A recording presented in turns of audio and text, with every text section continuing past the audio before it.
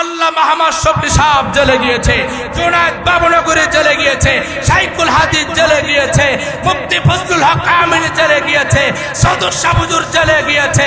এরকম যারা জেলে গিয়েছে এখনো জেলের মধ্যে আছে। জেলের মধ্যে বন্দী ছিল আমির হামজা, জেলের মধ্যে বন্দী ছিল সাখাওয়াত রাজি, জেলের মধ্যে বন্দী ছিল রফিকুল ইসলাম মাদানী, জেলের মধ্যে বন্দী ছিল নূর হোসেন নুরানি, জেলের মধ্যে বন্দী ছিল মধুপুর বিশ্ববুজুর শাহ, তার 4 ছেলে বন্দী জেলের মধ্যে বন্দী ছিল। এরকম ভাবে এখনো বন্দী আছে মাহমুদুল হাসান গুনবী, জেলের মধ্যে বন্দী আছে। এরকম ভাবে জসিমউদ্দিন রহমানী জেলের মধ্যে বন্দী আছে। শাইখুল হাদিস আল্লামা মাহমুদুল হক সাহেব ঠিক না ঠিক? শাইখুল ইসলাম আহমদ শফি সাহেবকে নিভাই দিলে ইসলাম নিভে যাবে, জুনায়েদ বাবুনগরীকে নিভাই দিলে ইসলাম নিভে যাবে, দেলোয়ার হোসেন সাইদিকে নিভাই দিলে ইসলাম নিভে যাবে, বলে শাইখুল হাদিসকে নিভাই দিলে ইসলাম নিভে যাবে। না না না, ইসলাম প্রজ্বলিত করেছি আমি আল্লাহ তাআলা, বাতিল জ্বালিয়েছি আমি আল্লাহ তাআলা। সুইচ আমি আল্লাহ তাআলার কুদরতি কবজার মধ্যে, যতদিন পর্যন্ত সুইচ আমি আল্লাহ তাআলার কবজার মধ্যে থাকবে, কিয়ামত পর্যন্ত যারা ইসলামের বাতিকে নিভাতে যাবে তারাই নিভে যাবে। ঠিক না বেঠে? শাইখুল হাদিস আল্লামা আজিজুর হক সাহেব রাহমাতুল্লাহি আলাইহি 1993 সালে যখন নারায়ণগঞ্জ কোর্টে জেলের মধ্যে শাইখুল হাদিসকে ঢুকায়, উনি শাইখুল হাদিস জেলের এরকম ভাবে গেটে দাঁড়ায়া, কাবার ভ্যানের মধ্যে দাঁড়ায়া ছাত্রদেরকে বুখারীর ইফতিতাহ সবক দিয়েছে ছাত্রদেরকে জেলের মধ্যে। উনি জেলের এরকম ভাবে জালেমের জিন্দানখানা, হাতের ভিতরে লোহার হ্যান্ডকাপ, পায়ের ভিতরে লোহার ডান্ডা বেরি, ওই জেলখানার কোর্টের সামনে, প্রশাসনের সামনে নারায়ে তাকবীর আল্লাহু আকবার স্লোগান দিয়েছে। জেলখানার মধ্যে থাইকা বুখারীর দর্স প্রদান করেছে। এরকম ভাবে 30 বছর পরও শব্দটা, স্বপ্নটা পূরণ হয়েছে। 2023 সালে শাইখুল হাদিস ইবনে শাইখুল হাদিস আল্লামা মাহমুদুল হক সাহেব গত বছর 2023 সালে নারায়ণগঞ্জ কোর্টের মধ্যে যখন তাকে উঠানো হয়েছে, জালেম প্রশাসন পুলিশ বলছিল আপনি আল্লাহু আকবার নারায়ে তাকবীরের স্লোগান দেওয়া বন্ধ করেন। মাহমুদুল হক সাহেব বাঘের পেট থেকে বাঘই হয়, সিংহর বাচ্চা সিংহই হয়, বলে উনি ওই বাবের যেই শব্দ ছিল নারায়ণগঞ্জের কোর্টে, উনি বাবারের হুঙ্কারের মতো হুঙ্কার দিয়েছে। ওই বুখারীর দর্স ইফতিতাহ ওই জেলখানার মধ্যে দিয়েছে। 30 বছর পরে বাবার যেই স্বপ্ন ছিল ওই স্বপ্নটাও বাস্তবায়িত হয়েছে। 30 বছর আগে বাবা জেলখানার মধ্যে ছিল, জেলখানার মধ্যে বুখারীর দর্স দিয়েছে। কাফেরদের, মুশরিক আর মালাউনদের বিরুদ্ধে নারায়ে তাকবীর আল্লাহু আকবার স্লোগান দিয়েছে। 30 বছর পরে শাইখুল হাদিস ইবনে শাইখুল হাদিস আল্লামা মামুনুল হক সাহেব এই 2023 সালে জেলখানার মধ্যে থাইকা, কাবার বেডের মধ্যে থাইকা বুখারীর ইফতিতাহ দর্স দিয়েছে শত শত ছাত্রদেরকে। আর ওখানে একটা শব্দ বলেছে নারায়ে তাকবীর আল্লাহু আকবার। জোরে বলেন সুবহানাল্লাহ। এজন্য বাবা আর দেরি নয়, এরকম ভাবে জালেমরা কুরআনের উপরে আক্রমণ করেছে। ওয়াকালাল্লাযীনা কাফারু লা তাসমাউ লিহাদাল কুরআন, যখন কাফেরদের সামনে কোরআনের আলোচনা করা হয়, কাফেরদের সামনে যখন কোরআনের বর্ণনা করা হয়, তাদের অন্তর ভয় প্রকম্পিত হয়ে যায়, তারা সহ্য করতে পারে না। এই কোরআনের আওয়াজ বন্ধ করো, এই মাহফিল বন্ধ করো। 144 জারি করা হয়, মাহফিলের অনুমতি দেওয়া হয় না, কিন্তু মেলা আর গান আর কনসার্ট, এরকম পূজার অনুমতির জন্য থানায় যাওয়া লাগে না। ঠিক না ঠিক? মাহফিলের উপরে 144 জারি করা হয়, মেলার উপরে 144 জারি করা হয় না। ওই যে পূজার উপরে 144 জারি করা হয় না। মসজিদে বেশি, মিনারে বেশি মাইক আজান দিলে শব্দ দূষণ হয়। ওই যে মেলার মধ্যে 100 মাইক ইউজ করে, শত শত ডেক্স ইউজ করে, ওখানে কোনো বাধ্যবাধকতা নাই, ওখানে নিষেধাজ্ঞার জারি নাই।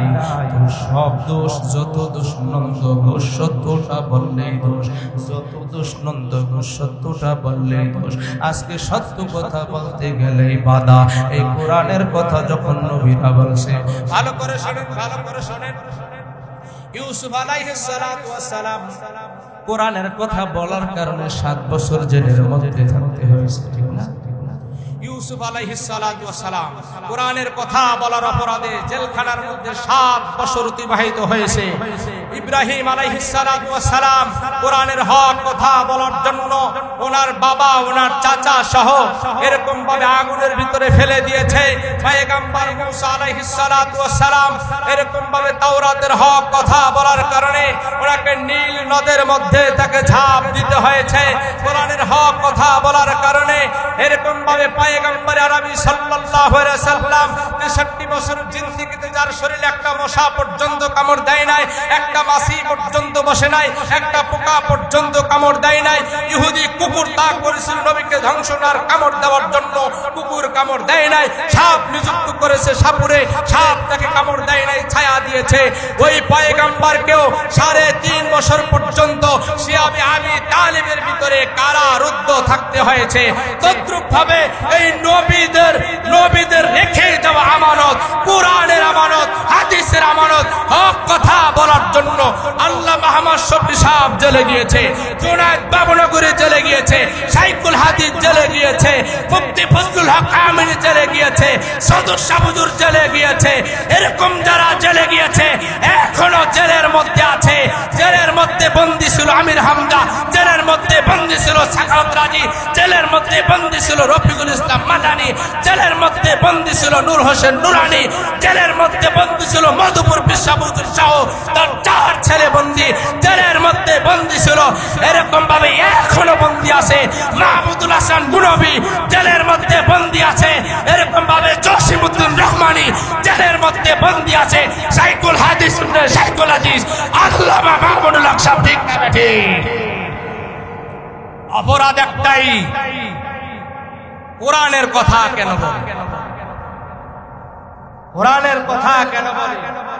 এই কোরআনের কথা বলার অপরাধে আল্লামা দেলার হোসেন সাইদি রহমাতুল্লাহ আলাইহি ওনাকে 13টা বছর দুকে দুকে জেলের মধ্যে শাহাদাতের পেয়ালা পান করতে হয়েছে। কথাগুলো বলতে চাই না, এজন্য বাপ এই খুলনা অঞ্চল আপনারা ইসলাম পিপাসু, ইসলাম প্রিয়, ইসলামের জন্য জান কোরবান করেন, ইসলামের জন্য জীবন দেওয়ার জন্য প্রস্তুত হয়ে যান, ইসলামের জন্য সামনে অগ্রসর হন।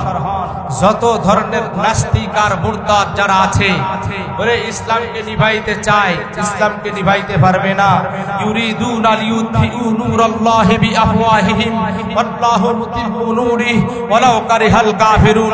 আল্লাহ তাআলা বলতেছে, হে কুচক্রী মহল, হে ক্ষমতা দাপটওয়ালারা, হে সুপার পাওয়ারওয়ালারা, তোমরা চাচ্ছ কোরআনকে নিভাই দিবা, তোমরা চাচ্ছ ইসলামকে নিভাই দিবা, তোমরা মনে করতেছো শাইখুল ইসলাম আহমদ শফি সাহেবকে নিভাই দিলে মনে ইসলাম নিভে যাবে, জুনায়েদ বাবুনগরীকে নিভাই দিলে ইসলাম নিভে যাবে, দেলাওয়ার হোসেন সাইদিকে নিভাই দিলে ইসলাম নিভে যাবে, বলে শাইখুল হাদিসকে নিভাই দিলে ইসলাম নিভে যাবে। না না না, ইসলাম প্রজ্বলিত করেছে আমি আল্লাহ তাআলা, বাতিল জ্বালিয়েছি আমি আল্লাহ তাআলা। সুইচ আমি আল্লাহ তাআলার কুদরতি কবজার মধ্যে, যতদিন পর্যন্ত সুইচ আমি আল্লাহ তাআলার কবজার মধ্যে থাকবে, কিয়ামত পর্যন্ত যারা ইসলামের বাতিকে নিভাতে যাবে তারাই নিভে যাবে। ঠিক না বেঠে? এজন্য মেরে মুহতারাম ভাই ও দোস্তার বুজুর্গ, আমি আমার যুবক, আমার মুরব্বী বাবা সবাইকে বলে যাব, গুনাহের জন্য হই, নামাজ পড়ি না গুনাহ হয়েছে, রোজা রাখি নাই গুনাহ হয়েছে। আয় বাবা, একদিন রাসূলুল্লাহ সাল্লাল্লাহু আলাইহি সাল্লাম জান্নাতুল বাকির সামনে দিয়ে যাইতেছে সাহাবায়ে কেরামদেরকে, জান্নাতুল বাকির সামনে দিয়া নবীজি সাহাবায়ে কেরামদেরকে নিয়ে যাইতেছে। আর হঠাৎ করে নবীজি থমকে দাঁড়াইছে। নবীজি জান্নাতুল বাকির মধ্যে একটা গোরস্থানের জন্য দোয়া করতেছে, আল্লাহ আল্লাহ এই গোরস্থানে ওই ব্যক্তিকে তুমি ক্ষমা করে দাও, আল্লাহ গোরস্থানের আযাব তুমি বন্ধ করে দাও। নবীজি জান্নাতুল বাকির সামনে দাঁড়ায় সাহাবীদেরকে নিয়ে দোয়া করে, দোয়া কবুল হইতেছে না, আযাব বন্ধ হয় না। আযাব দেখাইছে, সরাসরি আযাব বন্ধ হয় না। নবীজি দোয়া করেছে, আযাব বন্ধ হয় না। নবীজি বেলালকে খবর দিলেন, বেলাল তাড়াতাড়ি করে মহল্লার মধ্যে যাও, মহল্লার মধ্যে একটা ঘোষণা দিয়ে দাও, বণিক ব্যবসায়ীদেরকে ঘোষণা দিয়ে দাও, তাড়াতাড়ি এই জায়গায় এসে আমার সাথে শামিল হয়, দোয়া শামিল হয়। জান্নাতুল বাকির একটা কবরস্থানের মধ্যে মধ্যে আযাব হইতেছে, তাড়াতাড়ি আমার সাথে আমিন আমিন বলে। রাহমাতুল লিল আলামিন পয়গম্বর আরবি সাল্লাল্লাহু আলাইহি ওয়াসাল্লাম উনি দোয়া করতেছে, দোয়া কবুল হইতেছে না। এখন কি করা যায়? সমস্ত বাজার বণিক ব্যবসায়ীরা আসছে, দোয়া করে দোয়া কবুল হয় না, আযাব বন্ধ হয় না। এরপরে নবীজি বললেন, হে সাহাবায়ে কেরাম, গ্রামের মধ্যে খবর দাও, প্রত্যেক পুরুষ বালেক মহিলা তাড়াতাড়ি, মহিলারা পর্দার অন্তরালে দোয়া করে, বালেক পুরুষ এসে আমার সাথে দোয়ায় শামিল হয়। একটা আযাব হইতেছে কবরস্থানের মধ্যে, একটা কবরে আযাব হইতেছে, এই আযাবটা তো বন্ধ হচ্ছে না। মহল্লার মধ্যে খবর দেওয়ার পর ওই এলাকার থেকে সমস্ত বালেক পুরুষ এসে নবীজির সাথে দোয়ায় শামিল হয়েছে। আল্লাহ, এই জান্নাতুল বাকির মধ্যে একটা গুরুস্থানে আযাব হইতেছে, আল্লাহ তুমি আযাবটাকে বন্ধ করে দাও। আযাব তো বন্ধ হইতেছে না, কেন বন্ধ হইতেছে না? আজ আমার যুবক যুবতীদেরকে বলবো, হে যুবক ভাই রে, হে যুবতী বোন রে, আজ এমন সিচুয়েশন তৈরি হয়ে গেছে, যুবক যুবতী যখন মোবাইল টিভিয়া ঘুমাইতে যায়, ঘুমাইতে ঘুমাইতে ঘুম যাইতে যাইতে দেখে রাত শেষ, ঘুম গেল, ঘুমের থেকে উঠতে উঠতে দেখে দিন শেষ। এই যুবক যুবতীর চিন্তা করতে করতে বাবা মার হায়াত শেষ। কথা ঠিক না বেঠিক? যুবক যুবতী মোবাইল টিভিয়া ঘুমায় ঘুমায়, ঘুম যাইতে যাইতে দেখে রাত শেষ, ঘুমের থেকে জাগ্রত হইতে হইতে দেখে দিন শেষ। এই যুবক যুবতীর চিন্তা করতে করতে বাবা মার জীবন শেষ। বর্তমানে এমন এক সিচুয়েশন তৈরি হয়ে গেছে, আমার যুবকদের পায়ে হাত রেখে বলবো, যুবক বন্ধুরে, তোমার জীবনটাকে দাবি বানাও, তোমার লাইফটাকে দাবি বানাও। এখন মাটির উপরে যে যতটুকু ভালো করবা, মাটির নিচে গেলে সে ততটুকুই ভালো থাকবা। মাটির উপরে যে যতটুকু কামাইবা, মাটির নিচে গেলে সে ততটুকুই ফল পাইবা, এতটুকুই আমার বলা। এজন্য নবীজি খবর দিয়েছে সাহাবীদেরকে, তাড়াতাড়ি করে এলাকার মানুষদেরকে ডাকো। এলাকার সমস্ত বালেক পুরুষরা নবীজির সাথে দোয়ায় শামিল হয়েছে। আল্লাহ, ওই গুরুস্থানে আযাব চলে, আমরা জানি না, দেখি না। আল্লাহ, তুমি নবীজিকে দেখাইছো, আল্লাহ তুমি আযাব মাফ করে দাও। তাদের দোয়া কবুল হয় না, নবীর দোয়া কবুল হয় না। এখন মহিলারাও আয়েশা আর দোয়ায় শামিল হয়েছে। একটা বৃদ্ধ মহিলা এলাকার থেকে আসতে আসতে দেরি হয়েছে। নবীজি বললেন, সাহাবীরা তাড়াতাড়ি করে খোঁজ লাগাও, এখনো মনে হয় যার কবরে আযাব হয় তার ফ্যামিলির লোকেরা আসে নাই, কেন আযাব হয়, তাড়াতাড়ি করে যাও। এই কথা বলার পরে আবার সাহাবায়ে কেরাম এলাকার মধ্যে গেলেন। একটা মহিলা, বৃদ্ধ মহিলা আসছে, ইয়া রাসূলুল্লাহ, ইয়া হাবিবাল্লাহ, আপনি খবর দিয়েছেন আমি বৃদ্ধ মানুষ, আসতে দেরি হয়েছে, কি হয়েছে ইয়া রাসূলুল্লাহ? নবীজি বললেন, মা গো মা, আমি এখান দিয়ে সাহাবায়ে কেরামদেরকে নিয়ে হাঁটতেছিলাম, হঠাৎ করে দেখি জান্নাতুল বাকির একটা গুরুস্থানে আযাব হইতেছে। ওই যে একটা কবর দেখা যায়, ওইটা আযাব হইতেছে। আমি তো জানি না কেন আযাব হইতেছে। এজন্য রাসূলুল্লাহ সাল্লাল্লাহু আলাইহি ওয়াসাল্লাম বলেন, আল কবরু রাওজাতুম মির রিয়াজিল জান্নাহ আও হুফরাতুম মিন হুফারিন নার। কবরটা কাহার জন্য জান্নাতের টুকরা, কাহার জন্য জাহান্নামের গর্ত হয়ে যাবে। এজন্য একটা কবরের মধ্যে আযাব হয়। হে মা গো মা, তুমিও দোয়া শামিল হও। কার কবর বলা যায় না, বলা যায় না। এই কথা বলতেছে নবী, দোয়া করতেছে, কাঁদতেছে, আযাব বন্ধ হয় না। এই মহিলা দোয়া করতেছে, আযাব বন্ধ হয় না। এখন যখন নবী আঙ্গুল দিয়ে দেখাইলেন, ওই যে তাজা একটা কবর দেখা যায়, ওই কবরটার মধ্যে আযাব হচ্ছে। আমাকে আল্লাহ তাআলা দেখাইছে, ওই কবরটার মধ্যে আযাব হচ্ছে। ওই কবরটার মধ্যে একটা যুবক ছিল, এই যুবকের কবরে আযাব। বৃদ্ধ মহিলাটা বলতেছে, ইয়া রাসূলুল্লাহ, ইয়া হাবিবাল্লাহ, ওই যে একটা যুবকের আযাব আপনি দেখতেছেন, ওই যুবকটা হলো আমার সন্তান, ইয়া রাসূলুল্লাহ। ওর বাবা, ও যখন আমার পেটের মধ্যে আসে, ওর বাবা দুনিয়ার জমিন ছাইরা আল্লাহর ডাকে সাড়া দিয়া চলে যায়। আস্তে আস্তে যখন এরকম ভাবে বড় হয়, পেটের মধ্যে বড় হয়, যখন ভূমিষ্ঠ হওয়ার সময় উপক্রম হয়, দুনিয়াতে আমার ছেলেটা ভূমিষ্ঠ হলো।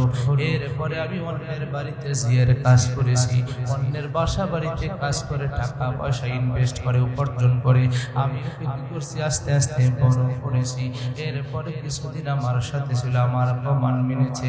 এরপরে যখন একটু বড় হয়েছে, কিছুদিন পড়াশোনা করেছে। এখন পড়াশোনা করে আর আমার মাথা হাতে নাই, আমার অনুকূলে নাই, আমার প্রতিকূলে চলে গেছে। এখন যা মন চায় তাই করে।